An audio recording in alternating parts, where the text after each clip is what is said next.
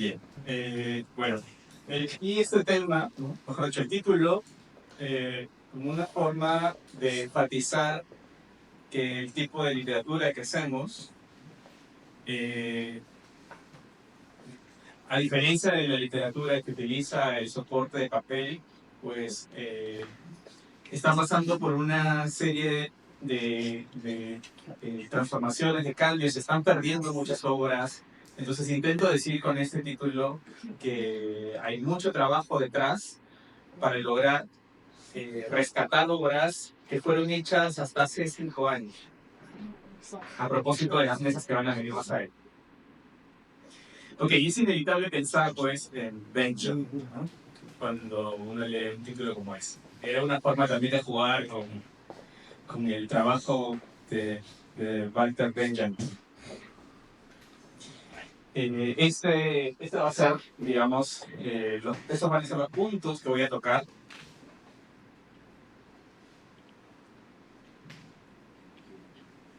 Bien, lo primero que voy a hacer es mencionar que la literatura electrónica es una extensión de la literatura experimental impresa. Es una práctica experimental que está arraigada en la materialidad del medio digital y que se presta a prácticas que perturban las nociones tradicionales de texto y objeto literario, explorando, por ejemplo, la poética más allá de la palabra escrita tradicional y aprovechando las posibilidades que ofrecen los medios digitales para crear nuevas formas de expresión poética. Se caracteriza por su dependencia de las plataformas informáticas para la creación, distribución y recepción de obras, distinguiéndose, por ejemplo, de la literatura impresa por sus capacidades interactivas, multimediales, algorítmicas, codificables y de interconexión. Desde luego, esto no es excluyente porque hay literatura que utiliza papel que es interactiva, ¿no? Como los poemóviles. Bien. Hablar de la literatura electrónica, creo yo, es también hablar de la historia de la llegada de las computadoras a Latinoamérica. Entonces, como ven aquí, la llegada de las computadoras a Latinoamérica comenzó en 1957. La primera computadora llegó a Venezuela, ¿no? Fue la IBM 650, y la segunda computadora llegó a Brasil en el mismo año. Esto no es una casualidad. De hecho, la tesis que yo voy a tratar de construir ahora es que Brasil es uno de los primeros países que comienza a desarrollar una literatura electrónica. Pero quería mostrarles esta foto, ¿no? Que también nos muestra cómo ¿cómo decirlo? Las condiciones que a veces tenemos en Latinoamérica, ¿no? Cómo llegó la primera computadora a Venezuela, fue en uno de estos camiones que se utilizaban para transportar otras cosas, ¿no? Bien, entonces voy a hablar ahora sobre algunos antecedentes, ¿no? En el libro Brazilian Digital Art and Poetry on the Web de Jorge Luis Antonio del año 2000, el autor considera a Albertus Marques un pionero de una experiencia poética con los medios electrónicos. Pues su obra, Poema Eléctrico, en palabras de Márquez, se trató de un poema que utilizaba la energía eléctrica que provenía de las pilas. El lector oprime un botón y aparece en el centro de la pantalla la palabra pin. Hasta el momento en que la persona completa la acción de oprimir el contacto, algo se revela. Bien la posibilidad o el poder de una acción. Tan pronto como el lector libera el botón, la palabra desaparece, es decir, su aparición y permanencia dependen exclusivamente de la acción de ejercer el contacto. A su lado está otro libro que es nombrado en el libro La poesía experimental de 1983 de Juan Pinto, que da cuenta de la obra de Raquel Jodorowsky. Raquel Jodorowsky es hermana del cineasta, ¿no? Jodorowsky. Ella es chilena, pero vivió mucho tiempo en Perú, así que prácticamente es peruano, ¿no? La hemos adoptado. Y este libro fue publicado en México. Y en ese libro, ¿no? En su libro, Juan Pinto dice que este libro es, eh, es es el máximo representante de la poesía electrónica en Latinoamérica, ¿no? Pero el libro lamentablemente no pasa de ser poesía tradicional con esquemas electrónicos. Me parecía importante decirlo porque ya en el año 64 tenemos poetas, ¿no?, que venían trabajando con el papel, pero que se interesan por entender cómo son los medios electrónicos, cómo funcionan y cómo pueden poetizar al respecto. Bien, no voy a dejar de mencionar una obra que ya mostró ayer Leonardo. Debo decir, sí, que no se conserva, digamos, el original de esta obra. Por lo tanto, no se sabe realmente cuál es su año, más que por, bueno, comentarios del autor. Se sabe que Dalino accedió a una capacitación en el uso de BASIC, de una versión beta de BASIC, y fue así como él comenzó a utilizar la computadora para hacer animación. Mira, venía del campo de la animación.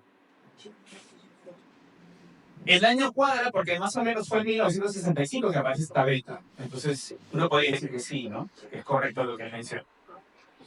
A su lado está otra obra de Omar Gancedo, que aparece en la revista Diagonal Cero. Y si bien es una obra que está impresa en el papel, utiliza una máquina de lectura que sí es electrónica, ¿no?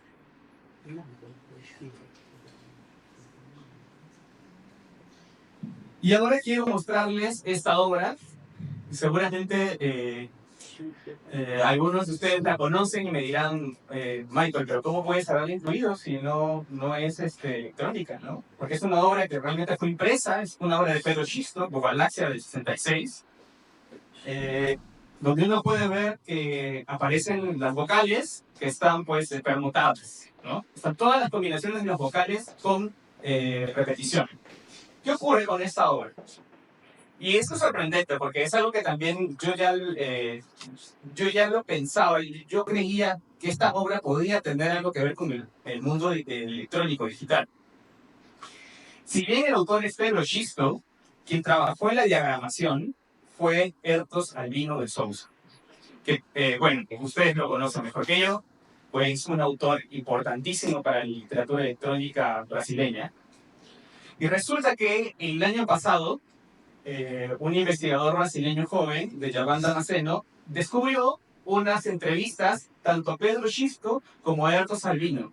En esta entrevista, Pedro Xisto le cuenta cómo para la composición de esta obra, los primeros apuntes, mejor dicho, o los primeros ejercicios fueron hechos en una computadora por Hertos Albino de Souza. Y resulta que sí, es cierto, es correcto. Hertos Albino de Souza comienza a trabajar con la computadora en el 66. Y hay una entrevista también en la que Hertos menciona, dentro de todas las obras que él hizo con la computadora, menciona esta obra también. Entonces, es interesante porque ya nos está dando luces que esta obra, que al parecer podemos ver que está impresa, ¿no?, tuvo su origen en el medio computacional.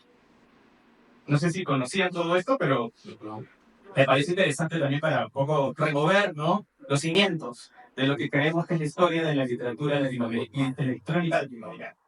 Otra obra que no es parte, por ejemplo, de la antología Litelat, es esta, que es la de Valdemar Cordeiro, Beabá, del 68, que a veces se le margina porque no se le identifica como un escritor, digamos, que proviene de la literatura, sino más del arte, ¿no? Y claro, como ven, aquí él comienza a generar palabras a partir, pues, de mecanismos aleatorios. Esta obra se llama Beabá, ¿no?, como abecedario, y es del 68. Valdemar Cordeiro, brasileño. Grabes ese nombre, Valdemar Cordeiro. ¿Por qué? Porque ahora voy a dar una sorpresa. Ok, y a la derecha está Hertos Albino, ¿no? Esta es una de sus primeras obras también, que se conoce, ¿no?, La tumba de Mallarmé, de 1972, que aparece en un libro de Augusto de Gales, ¿no?, que es sobre Mallarmé. Es una traducción. Ok. Aquí creo que voy a ser un poco polémico, pero es parte también de este tipo de conferencias. Quiero traer a discusión lo siguiente. Resulta que hace unos años yo me topé con este artículo, ¿no?, que es básicamente un artículo escrito por Augusto de Campos, donde él menciona lo siguiente. Él dice, no se puede olvidar que Decio Pignatari había estado investigando la informática desde principios de la década de 1960, habiendo publicado en la revista Invenção número 4, que es del 64, ojo, 1964, anterior a Eduardo Ari, con Luis Ángelo Pinto, el artículo Crítica, Creación de Información, en el que informaba de experiencias realizadas en una computadora más antigua, ¿no? Bueno, y él comienza, y al final él dice, experimentos de exploración de las probabilidades estadísticas de ocurrencia vocabular que provocarían, años después, divertidas provocaciones pignatarianas de prioridad a Correio. Es decir, Decio Pignatari influenció a Correio. Eso es interesante, es importante. Siguiendo esa pista, entonces, comencé a investigar más a Decio Pignatari. Resulta que Decio Pignatari, en Invenção número 3 de 1962, tiene este poema que se llama Torre a Mesmo, que son básicamente distintas torres, pero luego hay una parte abajo donde redistribuye las letras que corresponden a cada una de esas torres. Y utiliza un mecanismo estadístico para eso. En su ensayo Poética del Aleatorio, Haroldo de Campos, publicado en la revista Poesía, ¿no?, del 74, la menciona. La menciona como una composición hecha a partir de la improbabilidad estadística en relación con una semántica inteligible, ¿no? Es decir, hay una matemática, detrás un mecanismo matemático que hace que, por ejemplo, esta segunda parte sea inteligible. No se puede. Bien. Realizamos algunos trabajos elementales en ese sentido, en el Centro de Cálculo Numérico de la Escuela Politécnica de la Universidad de São Paulo. Estos ejercicios fueron grabados. Entonces, tiro la piedra para algún investigador que quiera ir allí y quiera ver, por ejemplo, esos videos y encontrar cómo eran estas experimentaciones de quien yo creo fue el primer escritor cyborg, como decía Leo, ¿no? El primer escritor que usó la computadora en Latinoamérica, ¿no? Pero que lo usó con cierto nivel de conciencia, porque es inevitable pensar que los ingenieros que trajeron esas primeras computadoras, claro, también experimentaron, ¿no? Pero no tenían esta conciencia. Ok, aquí él menciona dónde fue que hizo estos experimentos y qué computador usó. Fue una IBM 1620, ¿no? Y aquí menciona cómo fue este proceso estadístico, ¿no?, en el cual hacía redistribuciones.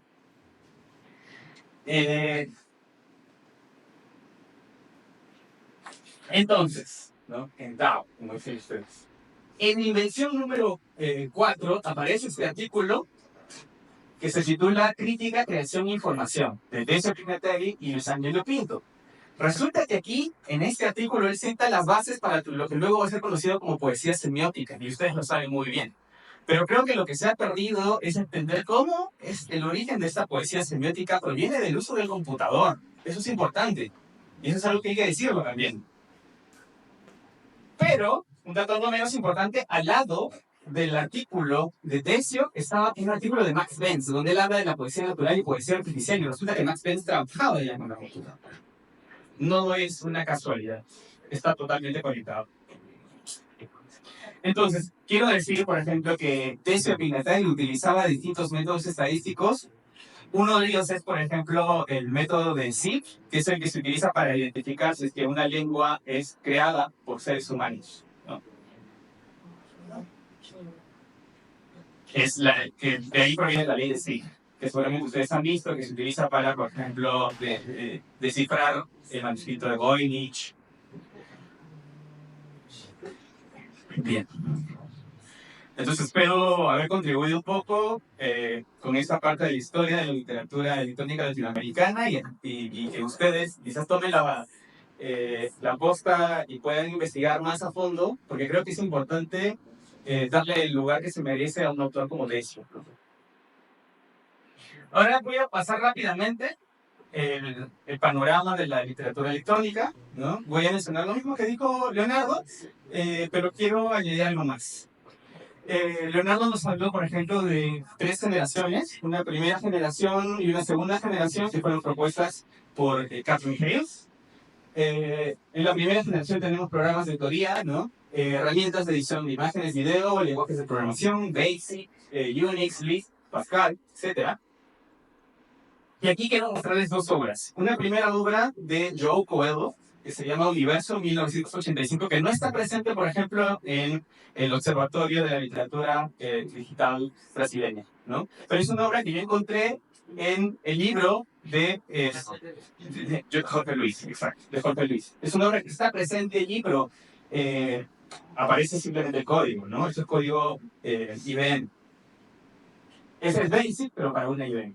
Y a la derecha está un poema de Rafael Cortólisis que lo mostré ayer, que aparece en un libro de Clemente Padilla. Como ven, uno de ellos es del 85, el otro es del 88, ¿no? Y lo único que llegó a nosotros es el código, no llegó como se podía ver, porque evidentemente en esas épocas era muy difícil acceder a sistemas de grabación, ¿no? En Latinoamérica. Pero nos está dando, yo creo que nos está dando una lección, porque este tipo de obras sí ha sobrevivido el tiempo. Porque yo puedo ir a un emulador y puedo otra vez generar la obra y ver cómo era la interacción. Es importante. Ahora, tenemos una segunda generación donde aparecen los lenguajes de markup y programación para navegadores web, ¿no? HTML, JavaScript, sí, CSS, programas de autoría, Flash, formatos digitales, GIF, CAT, que es diseño asistido por computador, y la poesía digital. Aquí hay obras como, por ejemplo, Sensaída, del 2002, de Augusto de Campos, ¿no? Él denominaba estas obras como poemas, y los virtuopoemas de Ladislao Pablo Llori, ¿no? Que son del 95-96. Les estoy mostrando estas obras, no, porque luego voy a retomarlas.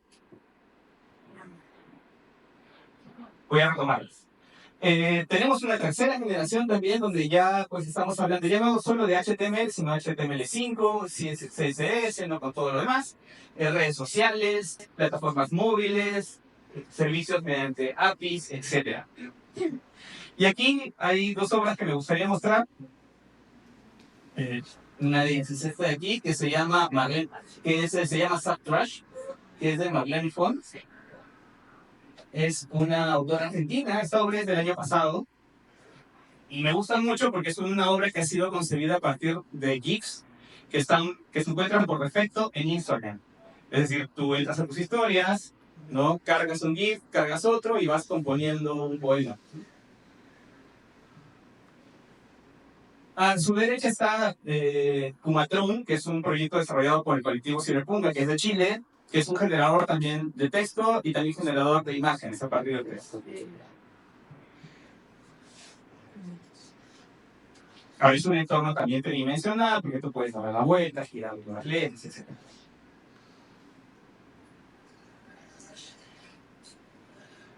Bien. Y aquí quizás también voy a ser un poco polémico, porque resulta que luego del trabajo que hicimos con Little Lab, ¿no? Y también el trabajo que yo he ido recopilando a partir de obras de Latinoamérica, he visto que hay obras que ya se escapan a estas clasificaciones. Obras que utilizan, por ejemplo, claro, ha habido una explosión de obras, es decir, de producción, de obras que utilizan inteligencia artificial, de obras que utilizan realidad aumentada. Claro, no es reciente esto, podemos ver obras de Belén Gache de hace ya varios años, pero al parecer se han democratizado las formas para poder realizar o producir obras de este tipo.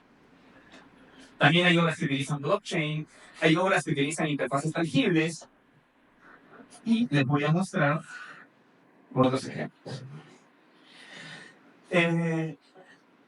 A la izquierda van a ver una obra, un conjunto de obras que me gusta mucho, que se llama Pequeñas Interfaces Poéticas. Yo he escrito sobre esta obra. Quiero que vean que son 3 dispositivos. Esta obra fue desarrollada por el poeta peruano José Aburto. Son 3 dispositivos que te permiten leer de una manera distinta, de una manera en la cual involucras otros sentidos. Por ejemplo, el tacto, tú jalas esta cuerda y a partir de jalar la cuerda puedes leer el poema, ¿no? El poema va cambiando a medida que tú imprimes fuerza en la cuerda. Después tienes este otro poema donde tienes una perilla, y a medida que tú vas girando la perilla, también vas descubriendo el mensaje que ves, ¿no? En pantalla. Ahí está. Entonces fíjate que el mensaje va cambiando, es decir, el poema va cambiando dependiendo del giro que tú emplees. Y por último tienes este otro poema que me gusta mucho, que se llama Grita, donde tú utilizas el volumen de voz, ¿no? Y dependiendo de cuánto grites, ¿sí? Eso te permite leer, ¿no? Dependiendo de cuánto grites. Ok, cuando Newton lo hizo en el 2018, era un poema electrónico rarísimo, ¿no? Y justo el artículo de Claudia es esos poemas raros, ¿no? Esos poemas electrónicos raros, porque involucraban no solamente el mundo digital, sino también el mundo físico. Resulta que pues ya hay todo un concepto de cómo las nuevas interfaces van a ser híbridas, es decir, van a conectar el mundo físico con el mundo digital, pero de una manera mucho más directa. Es decir, no a través de una pantalla de cristal, como hoy en día, ¿no? Cuando usamos una tablet, ¿no? O la pantalla táctil, sino vamos a poder literalmente tocar la información. Y a la derecha está la obra de Cani Zapata que se llama We Lost Contact with the Last Robot, que es una obra que cada vez que es generada, tú la puedes comprar porque utiliza NFTs. Entonces, utiliza blockchain de fondo. Es toda otra dinámica distinta, ¿no? De producción y reproducción también. Aquí quiero decir algo, ¿no? Deben haberse dado cuenta que al hacer estas clasificaciones ocurre un problema. Porque no nos permiten realmente poder hacer una clasificación que tenga importancia cronológica, porque hay obras, por ejemplo, de la tercera generación que se están produciendo hoy en día, o de la primera generación que se están produciendo hoy en día, entonces realmente no refleja, ¿no? Cronológicamente cómo se está produciendo. Entonces, también diría que deberíamos buscar una forma distinta de clasificar, porque si bien nos ayuda a los investigadores poder entender cómo es la masa crítica de producción, porque eso es lo que finalmente refleja, resulta que en la última antología de Little Lab, en el volumen 2, y aquí voy a cometer una infidencia, hemos recibido muchos videos. Entonces estaríamos regresando a las primeras épocas donde también el video podía ser, digamos, una forma de expresión de literatura electrónica, ¿no? Bien. Y es importante hablar ahora de proyectos de archivo. Ya que vimos un poco cómo es el panorama, hablar de estos proyectos de archivo, más adelante van a tener una mesa que va a ser mucho más específica y va a profundizar sobre esto, pero quiero decir lo siguiente, ¿no? En los últimos años, el estudio de obras literarias producidas con medios electrónicos ha cobrado una importante relevancia a partir de la necesidad de mapear piezas que la obsolescencia tecnológica pierde o elimina de la historia, ¿no? Ha pasado, por ejemplo, con estas piezas que fueron hechas en Flash y con tantas otras. Por ello, iniciativas como las impulsadas por la red, similar al proyecto Litela, pero excluye el Caribe. La colección de obras se limita a aquellas creadas por medios digitales que utilizaron los códigos, ¿no? La codificación, la programación para su composición, entre 1980 y pues hasta la actualidad. He visto que siguen todavía cargando algunas obras.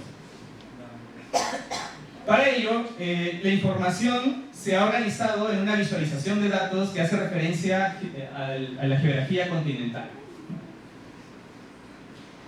y en la que es posible navegar a partir de clústeres técnica y formal. Y también género, de hecho. Que también puede ser un poco difícil de determinar, ¿no? Porque hay obras que se escapan a cualquier tipo de género, ¿no? Yo creo que eso es una clasificación también un poco peligrosa y difícil. Bien. Al elegir una opción, la curaduría cartográfica permite al usuario revisar los metadatos de la pieza y en algunos casos la URL de su original, ya que no todas han sido rescatadas o recuperadas. Por eso este mapeo incluye videos, que son archivos recopilatorios de los que se muestra la navegación de la obra original. La misma importancia tiene, por ejemplo, el trabajo realizado por el Observatorio Brasileño de la Literatura Digital. No voy a dar más detalles porque luego Villani va a comentar al respecto, pero también ellos establecieron una serie de etiquetas, ¿no? Que son necesarias para ubicar, por ejemplo, a un autor.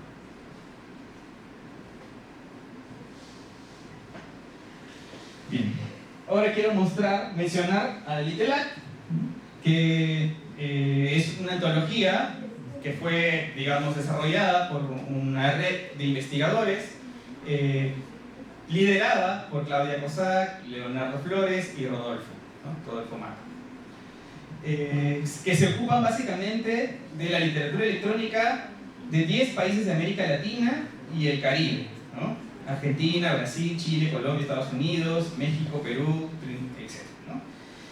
A partir del reconocimiento de problemas con la delimitación territorial, la autoría de las piezas y la obsolescencia tecnológica, la propuesta de Litelat se organiza en 5 criterios que distribuyen y reorganizan el corpus: autoría, país, categorías, tecnologías y año. Algo que también notamos cuando comenzamos a trabajar en la antología, en el segundo volumen, es que a veces hay autores que dicen ser de un país, pero en realidad nacieron en otro, ¿no? Y eso es algo que ocurre, por ejemplo, en el primer volumen de la antología Litelat, que es el caso de Domenico Chiappe, que muchos piensan que es español o que es venezolano, pero en realidad nació en el Perú, ¿no? Ese es un caso anecdótico. Entonces no se cuenta como autor peruano, a eso me refiero. Porque él dice que es venezolano. Él se percibe venezolano. Él nació en el Perú y se fue a vivir a Venezuela, muy pequeño. Ok, ahora quiero hablar sobre los desafíos. Bien. Si tú ingresas a la antología Litelat, vas a encontrar que aparecen los nombres de las piezas y va a haber un link en el cual puedes acceder directamente a la obra. Pero ¿qué ocurre si tú vas a la obra, por ejemplo, de Benjamín Moreno, que se llama Concretum? Te aparece esta pantalla. Y esto se debe, pues, a que los navegadores actuales no soportan Flash. Y esto es un problema, porque se supone que tenemos un proyecto que permite visibilizar las obras, rescatarlas, pero no está funcionando de esta misma forma. Ojo, este es un problema que tienen todos los proyectos de rescate, incluido el proyecto que yo dirijo. Y de hecho hoy día me di cuenta de que ya una de estas obras ya no se puede visualizar. Después, si nosotros accedemos al Observatorio de la Literatura Digital Brasileña y queremos ver una obra de Augusto de Campos, famoso autor, y queremos ver Sin Saída, ¿qué ocurre? Que nos va a llevar a su web, pero desde su web no podemos ver nada, no se puede hacer nada.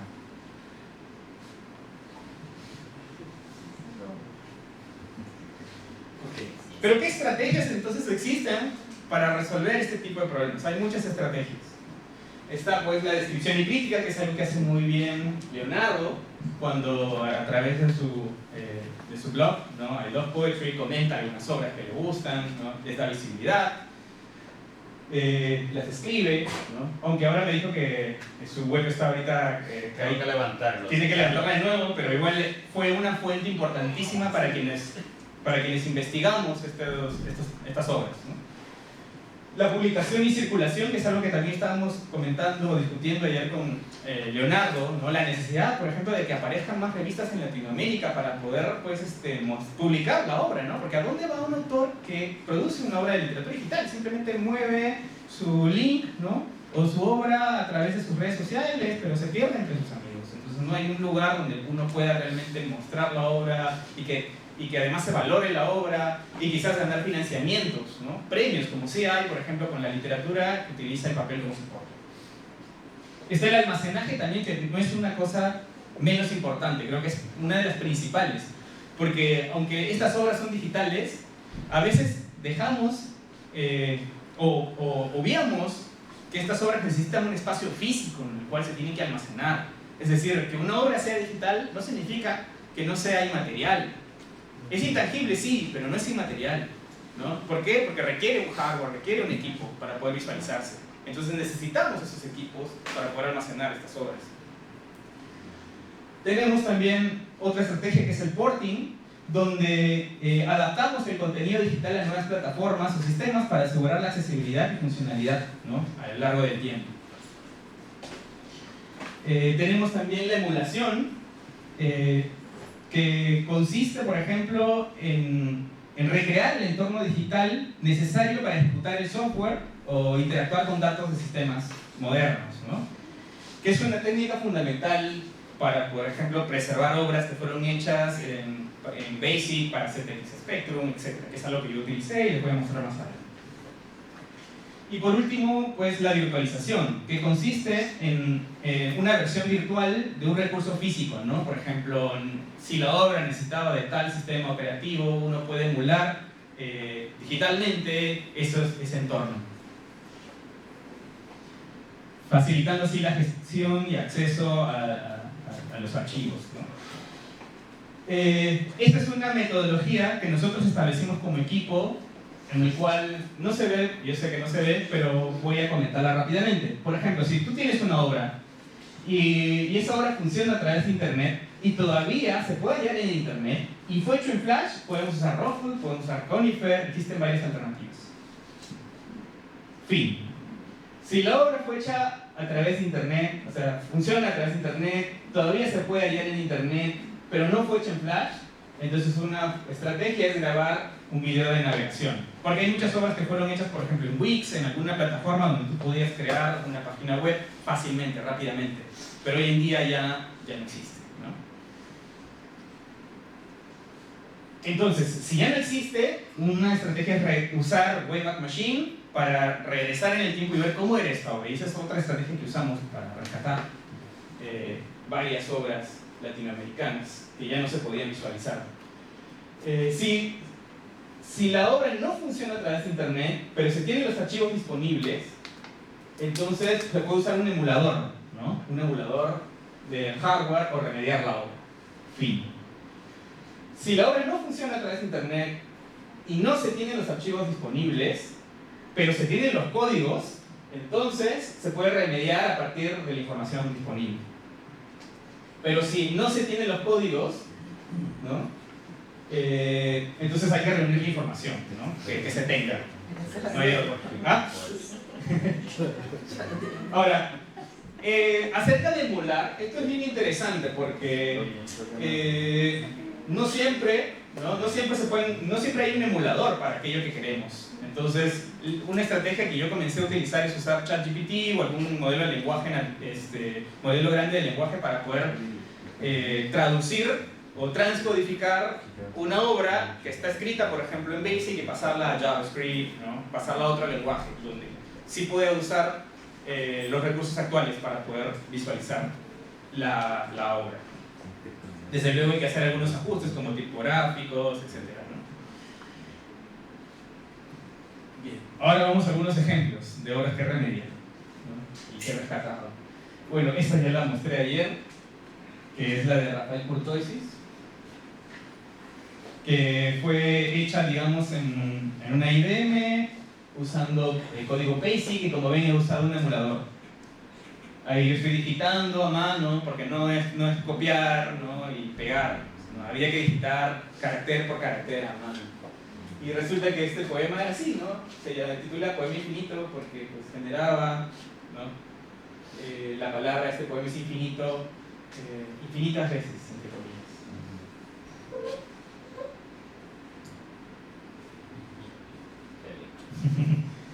Y fue interesante poder visualizar esta obra porque quien me pasó el dato de que esta obra existía fue Juan Ángel Italiano, pero él me decía que nunca había visto la obra, o sea, sabía que existía, pero nunca la había visto. Y cuando la vio por primera vez, se emocionó muchísimo, ¿no? Porque es como cuando descubres un tesoro y dices, wow, ¿no?, esto se hacía antes.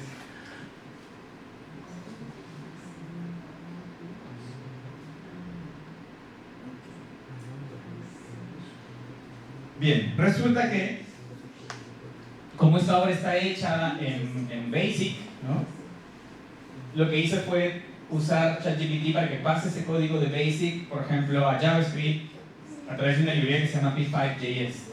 Entonces, ChatGPT generó el código y es el código que ven allí y simplemente lo que hizo fue ejecutarlo, ¿no? Aquí se pueden hacer modificaciones sobre por ejemplo, el fondo de pantalla, la tipografía que estamos usando, etc. Pero es el mismo resultado, ¿no? El poema generándose infinitamente.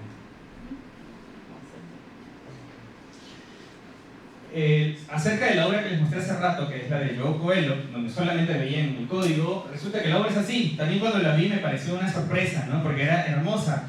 Era pues una obra que generaba un cilindro, ¿no? Que se puede apreciar que es como tridimensional a partir de la palabra universo. Esto fue también hecho... Bueno, quizás se la puedo mostrar al final. Ahora, también quiero comentar que el hecho de que aparezca mi nombre no es una casualidad, ¿no? Estoy utilizando lo mismo que hacía Augusto de Campos cuando traducía a algún autor y colocaba su nombre también al lado del nombre del autor. Porque lo que estoy usando es un proceso que creo yo se deriva de la transcreación, que es la transcodificación. Ok. Ahora quiero hablar de las obras que utilizan Flash. Bien, existen muchas opciones, Raffle es una de ellas. Esta es una de las plantillas que yo utilizo, por ejemplo, para realizar estas obras. Le pueden tomar una foto si quieren, es bien sencillo, es simple, súper simple. Simplemente coloco ahí el archivo, el nombre del archivo, y luego cargo la librería. Y de esa forma he remediado, por ejemplo, sin salir. Eso lo vamos a ver. Esto sí que vamos a ver.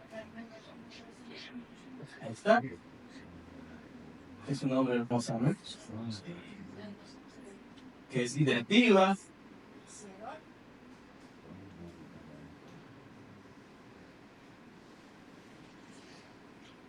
Y al final, ¿está? Y es una pena que pues no se pueda visualizar en la web, ¿no? Bueno, ahorita les estoy mostrando que sí es posible, ¿no? Y es posible a partir del código que ya les mostré hace un rato.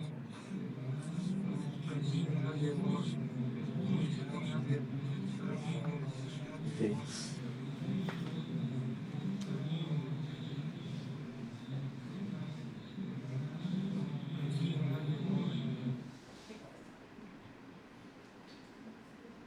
Bien, ahora sí, quiero hablarles de este autor. Ayer que estuve presentando mi obra, yo les decía, pues, que claro, yo he desarrollado muchas obras de inteligencia artificial, pero resulta que no soy el primer peruano que utiliza inteligencia artificial para generar obras de literatura electrónica.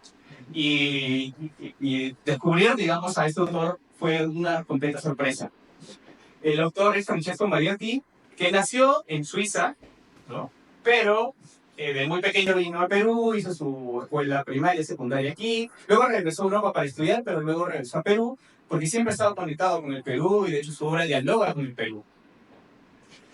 Él presentó este proyecto que se llama Manifiesto Dada, reordenado en una Commodore 64 en el 85. Su proyecto se llama Chuyachaki, que es un demonio de la zona amazónica peruana, y es un proyecto que usa inteligencia artificial. Ahí pueden ver a la izquierda el resultado, es decir, ¿no? Lo que hacía era imprimir los resultados de la computadora. Ahí está el texto que va generando a partir del manifiesto de verdad, que son extractos del manifiesto que van siendo publicados de manera pues aleatoria, ¿no? Y ahora les voy a mostrar cómo era la obra. Atención, ¿no? Esta es una primicia.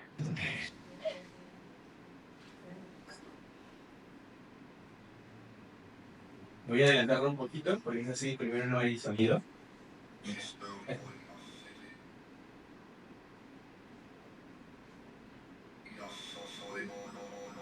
Es un emulador de voz. ¿Qué les parece? Increíble, ¿no? Ya en el 85 se podía hacer esto, se llamaba Sound, y era un emulador que estaba implementado para una Commodore, ¿no? Que eran como unas consolas que se conectaban a un televisor.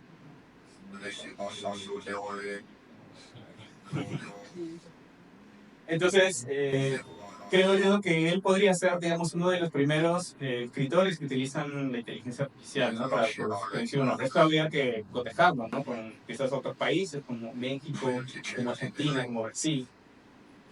Pero de hecho él es uno también de los pioneros del arte digital peruano. Entonces, tiene sentido de que ahí estaba inmerso, ¿no? Dentro de esta ola de artistas que veían en la computadora como una forma de expresión también. Ok, ¿qué tal? Lo que tenemos de esta obra es solamente un video y, bueno, material fotográfico. Entonces lo que yo hice fue usar ChatGPT para remediar la obra y utilicé la versión de Sam que está en inglés.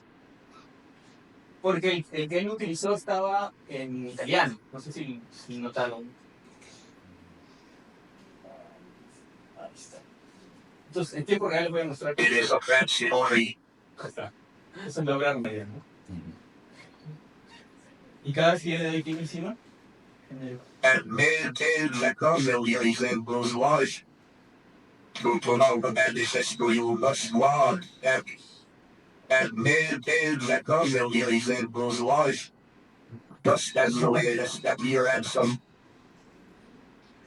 okay. De otra forma no sería posible poder interactuar con esta obra y saber cómo era, ¿no?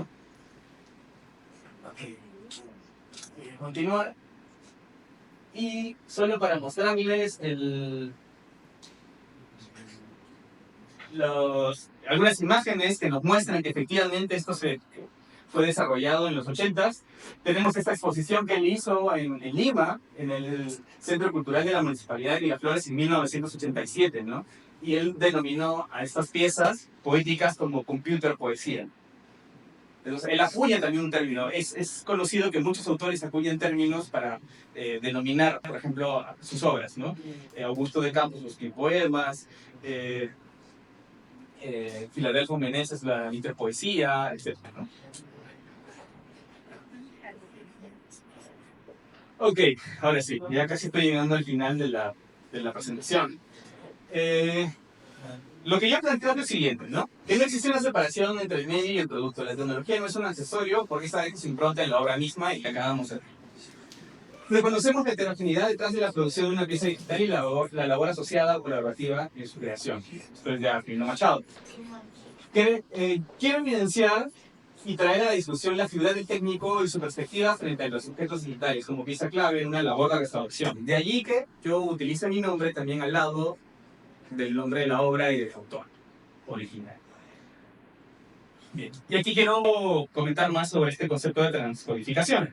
Bueno, si hablamos de la transcreación es el acto de recreación de la fisicalidad y materialidad del poema, ¿no? Reverso de una traducción literal que abandona toda la intención de referirse al significado superficial.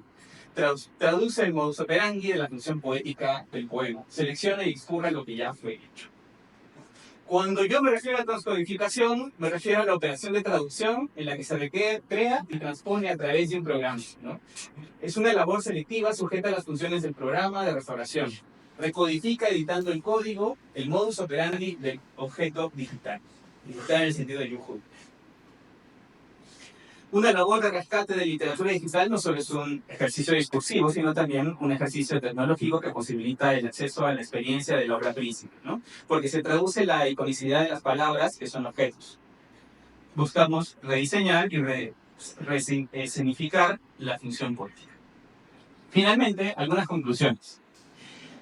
La restauración y la recuperación del archivo de la literatura electrónica plantea la exigencia de repensar esta labor como una práctica transcreadora en la cual el investigador no solo es curador, sino también un coautor.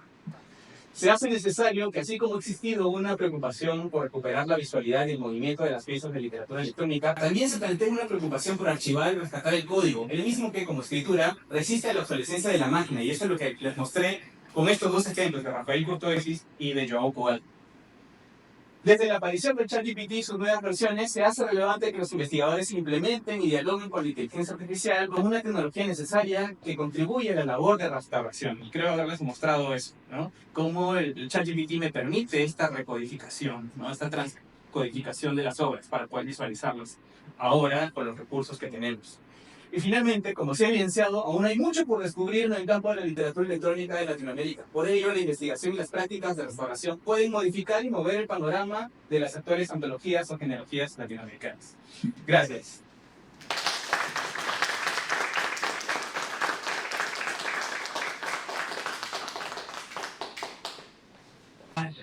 Revistas, exposições em que ele possa veicular seu trabalho, porque em Brasil eu penso que é mais fácil de ser que é artista visual que poeta digital, por exemplo.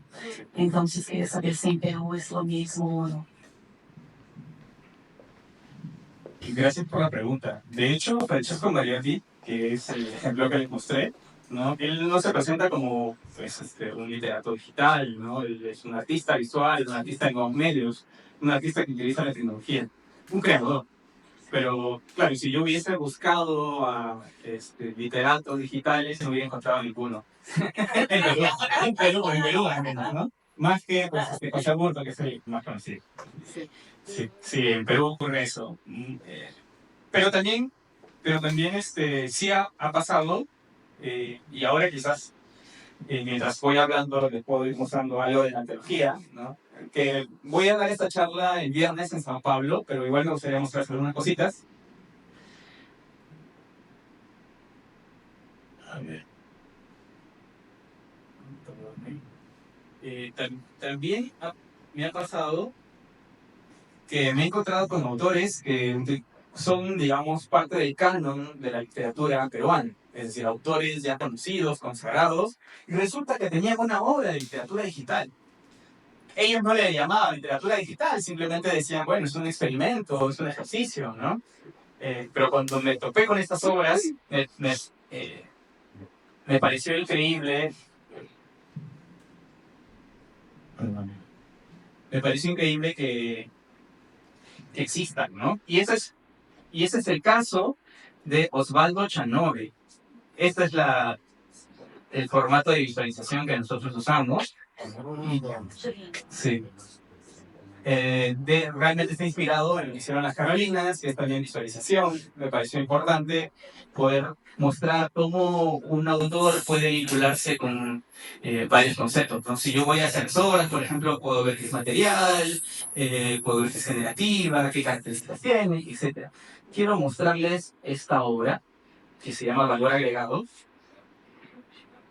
que es de Osvaldo Chanove, y es del 2001. Él es un autor consagrado, es decir, nadie sabía que él tenía una obra digital. Fíjense, inclusive él hace la clasificación, dice poesía, narrativa y algo más, valor agregado. No le puso un nombre, no le puso literatura electrónica, nada de eso. Y resulta que él tiene estas obras que son hipervinculares. Son obras muy bonitas, de hecho inspiradas, digamos, en la devoción que él tiene por Joyce, por James Joyce. Si uno le da clic a una, sale por otra, y así. Él mismo aprendió HTML a fines de los 90. Okay.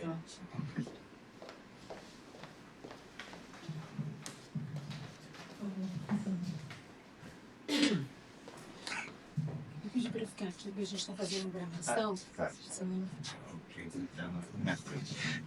Michel, muito obrigado pela excelente palestra, o histórico que você fez, muito rico, né? Todo mundo aqui é muito curioso, mas eu queria fazer uma questão com relação a esse trabalho de reconfiguração aí que você fez das obras, né?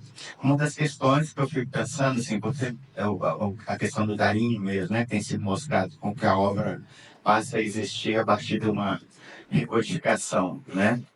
De qualquer maneira, essa pesquisa, né? Esse rastro que a gente tem que fazer da pesquisa, a gente tem que encontrar essas obras, né? E conhecer um pouco o funcionamento dela, né? Esse visual, pelo menos, ou de vídeo, para a gente conseguir ligar esse código com o funcionamento, é isso mesmo? E também essa outra questão que eu vejo, que é as dificuldades, né? Quando a gente está falando das obras de terceira e quarta geração, que estão nas plataformas, fico pensando no YouTube ou em qualquer outra dessas plataformas, e eu acho que isso virou uma bagunça, assim, dentro delas, né? Se eu, por exemplo, se a gente for buscar alguma coisa no YouTube, é muito difícil, porque me parece que virou um repositório confuso, né? Assim, você não tem um tipo de marcador para fazer. Então, quer dizer, o acesso a essas obras, eu fico pensando no trabalho que a Rejane faz lá com a acervo, que tem que trazer, né? É muito difícil essa pesquisa. Eu acho que o seu exercício aqui foi um pouco isso. Eu queria que você falasse disso, dessa busca e dessa forma também.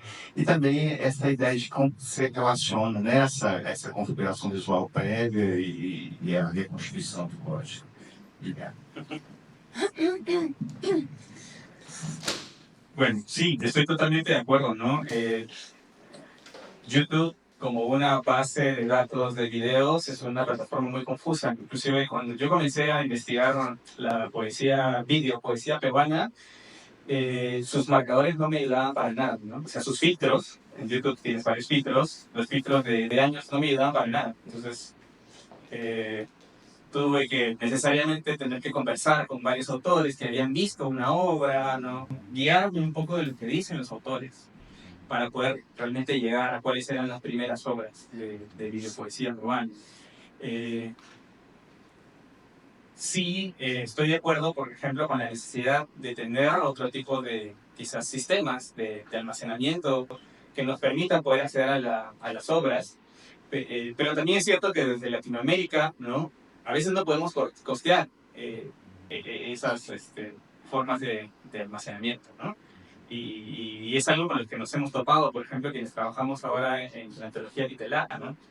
En el volumen 2, o sea, es decir, si es que no recibíamos la ayuda de Yellow, era muy posible que nosotros hubiésemos tenido que poner de nuestro propio dinero para poder mantener estas obras. Sí.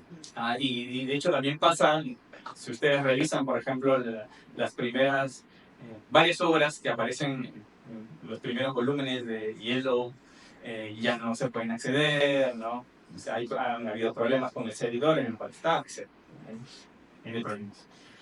Sobre lo que comentaste acerca de la transcodificação, não sei se me pode repetir essa parte, por favor.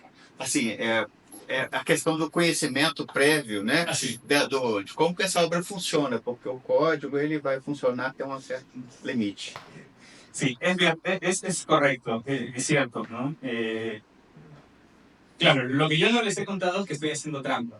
¿Por qué estoy haciendo trampa? Porque soy matemático y claro, estoy metido en el mundo del diseño y la programación y esto requiere en realidad el trabajo de muchas personas, es todo un equipo, no es solamente una sola persona. Requieres a alguien que pueda clasificar esto, que pueda ordenar el corpus, que pueda hacer pues un estudio crítico, un análisis al respecto, pero no solo necesitas ese perfil, necesitas otro perfil de alguien que tome, por ejemplo, las obras que han sido hechas en algún programa de diseño 3D y sepa cómo, por ejemplo, poder visualizarlos. Requieres a alguien que también conozca de programación, alguien que inclusive sepa de qué lenguaje se usaba antes y cómo editar esos lenguajes, porque, por ejemplo, hay una obra que me gusta mucho de Gabriela Volta, que siempre me la pide, siempre me la pide Claudia, y resulta que, pues, si tú accedes al archivo original, es una obra bellísima donde tienes textos que están flotando, no están apareciendo, y cuando tú les das clic,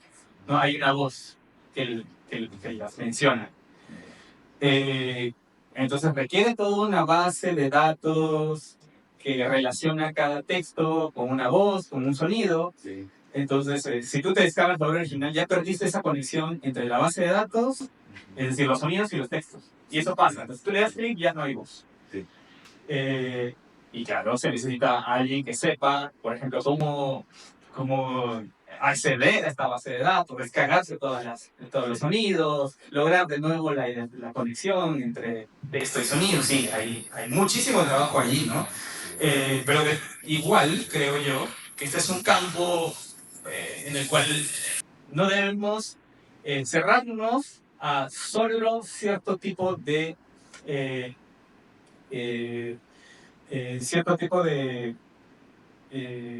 investigadores o, perdón, quizás cierto tipo de perfiles técnicos, porque en realidad requiere, pues, hoy en día un objeto digital es muy variable, ¿no? Eh, Más bien creo que es un campo en el cual los investigadores necesitamos el apoyo de investigadores de otros campos, de ciencias de la computación, de diseño, etcétera. Entonces, también da pie a que podamos ampliar, ¿no?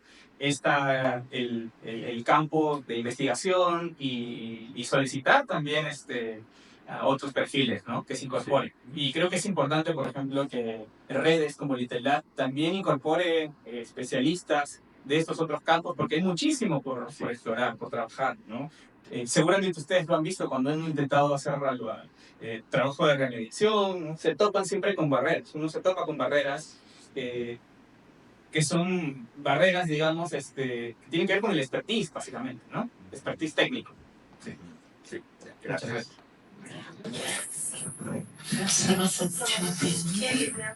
E vamos. Então, essa passa bem. Bueno, muchas gracias, Michael. Realmente todos estamos muy contentos de haber tenido estas primicias que estábamos esperando ansiosamente. Y además que hayas podido explicar este proceso, ¿no? Que también es un proceso para vos mismo y no solamente de los equipos, ¿no? Incluso la propia persona ha ido pasando por distintos lugares, quizás, ¿no? Y nada, tengo como 1000 preguntas y no las voy a hacer. Quería simplemente retomar esto último del trabajo colaborativo, y voy a hablar bastante de eso el último día del Congreso, y cómo también es un trabajo que no se detiene, en el sentido de, ciertamente, en el volumen 1 de la antología literal tenemos un 25% de piezas que están en Flash, y sabíamos que no iban a funcionar. De hecho, nosotros publicamos la antología en el momento justo en que estaba por terminar de funcionar Flash en Internet, por lo menos, ¿no? En los navegadores. Ahora bien, la idea es poder dejar esto abierto para sucesivas capas de... Nunca tuvimos el dinero para hacerlo, para pedir. Son todas de los 80, 82, 86. Hay varias de esas que valdría también la pena. Él las menciona. Muchas veces tenemos esto, alguien mencionó lo de Decio, pero de pronto hace falta un investigador que vaya y vea dónde estaba ese material y logre indagar. Por eso en la antología decíamos que no se trata solo de hacer arqueología, sino casi una tarea detectivesca. Con Darino nos pasó. Darino se acuerda un poco, pero realmente la primera efectuación, él le pidió a compañeros de trabajo que le codificaran en una tarjeta perforada. Pero eso no tenía obviamente movimiento ni nada por el estilo. El movimiento, la animación digital es de los 80. Primero lo hizo en fílmico, fue pasando de medios hasta lograr el medio digital, porque bueno, sí él habla de Basic, pero realmente es poco lo que puede decir respecto de qué él hacía con Basic. Gracias. Obrigada. Depois, Michel comenta as duas, por favor. Sí, igual de lo mío no había pregunta. Hola, gracias por lo que nos compartes. Mi pregunta es pues, muy sencilla, pero más como escritora, artista que soy, interesada, investigada también de las prácticas de escritura.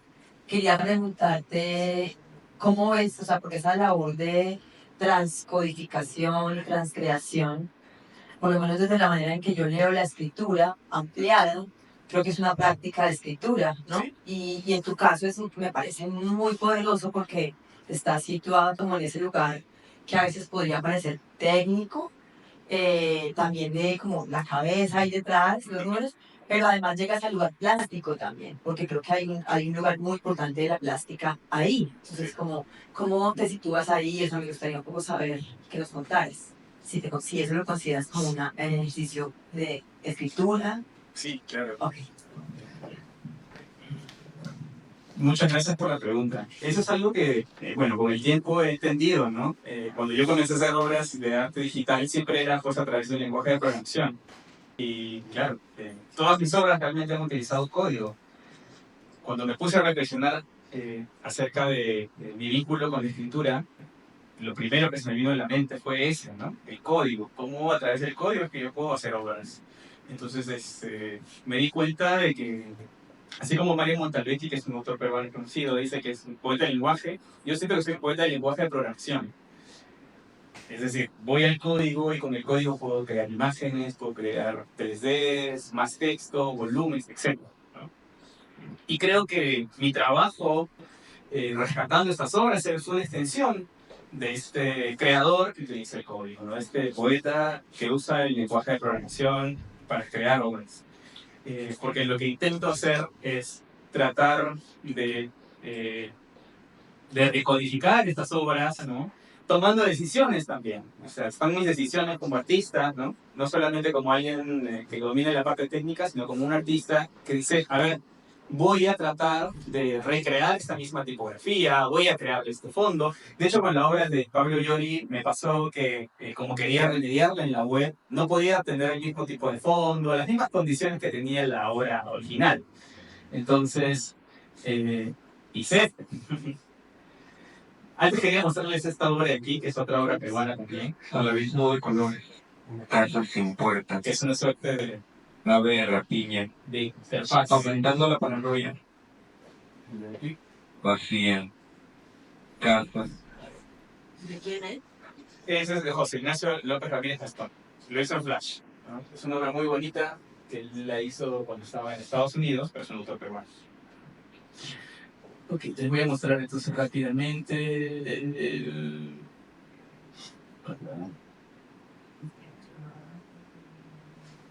Así, Pablo Llori. Está aquí. Claro, la obra es así, fíjense, lo negro, ¿no? Letras.